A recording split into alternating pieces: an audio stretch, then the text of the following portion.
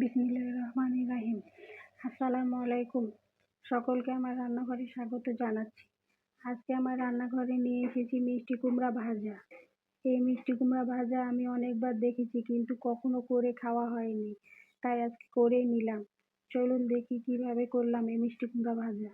মিষ্টি কুমড়া ভাজা করার জন্য এই যে মিষ্টি কুমড়া নিয়ে নিয়েছি। এখন এই মিষ্টি কুমড়াটা আমি সুন্দরভাবে ফালি ফালি করে কেটে নিব ভাজা করার জন্য। এই যে আমি সুন্দর করে ফালি ফালি করে কেটে নিয়েছি, কিন্তু আমি সম্পূর্ণ মিষ্টি কুমড়া নিইনি, আমি শুধু কয়েক টুকরা নিয়েছি যে কেমন হবে তাই। এই যে এখন সুন্দরভাবে পানি দিয়ে মিষ্টি কুমড়াগুলা ধুয়ে নিচ্ছি। এই যে পানি দিয়ে ধুয়ে আমি আর একটা গামলার মধ্যে নিয়ে নিয়েছি। এখন এর মধ্যে সামান্য লবণ, সামান্য হলুদের গুঁড়া, সামান্য মরিচের গুঁড়া দিয়ে সুন্দরভাবে হাত দিয়ে মেখে নিচ্ছি। এই যে আমি আস্তে আস্তে সুন্দরভাবে হাত দিয়ে মেখে মিষ্টি কুমড়ার সঙ্গে সম্পূর্ণ মশলা মাখিয়ে নিচ্ছি।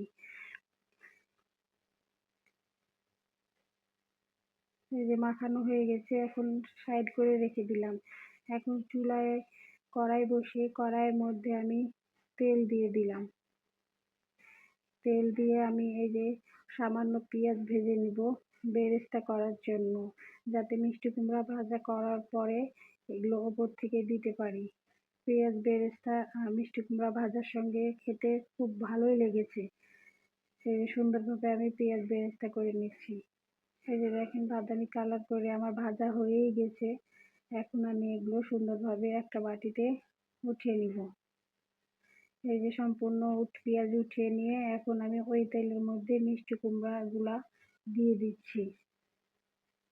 আমি এটা অনেকবার দেখেছি, কিন্তু কখনো করে খাইনি, তাই করেই ফেললাম, কিন্তু খেতে যে এত মজা তা আগে জানতাম না। তো বন্ধুরা, আমার ভিডিও যদি আপনাদের ভালো লাগে তো অবশ্যই একটা লাইক করে আমার পাশে থাকবেন। যারা ইউটিউব থেকে দেখছেন তারা সাবস্ক্রাইব করে আমার পাশে থেকে যেতে পারেন, আর যারা ফেসবুক থেকে দেখছেন তারা ফলো দিয়ে শেয়ার করে আমার সঙ্গে থেকে যেতে পারেন। আর যারা এই কাজটি করেছেন তাদেরকে অসংখ্য ধন্যবাদ। আমার ভিডিও ইউটিউবের দুটো আপু সবসময় দেখে, আমার কোনো ভিডিওই বাদ দেয় না। আপুদেরকে অসংখ্য ধন্যবাদ। আমি পরে আপুদের নাম বলবো। এই যে আমার ভাজা হয়ে গেছে, একটা প্লেটে আমি উঠিয়ে নিয়েছি।